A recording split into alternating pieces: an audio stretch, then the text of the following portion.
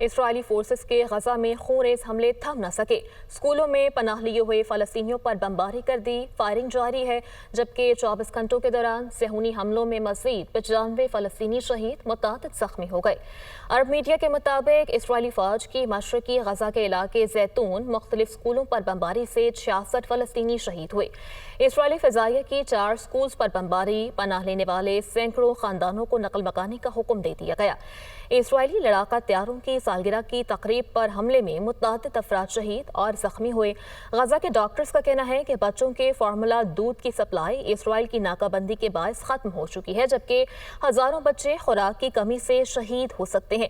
غزہ کے ڈاکٹرز نے خبردار کر دیا ہے کہ UN کا کہنا ہے کہ غزہ کی 80% آبادی یا تو بے گھر ہو چکی یا پھر نقل مکانی پر مجبور ہے۔ شہداء کی مجموعی تعداد 56,626 ہو گئی، 1,34,000 سے زائد زخمی ہو چکے ہیں۔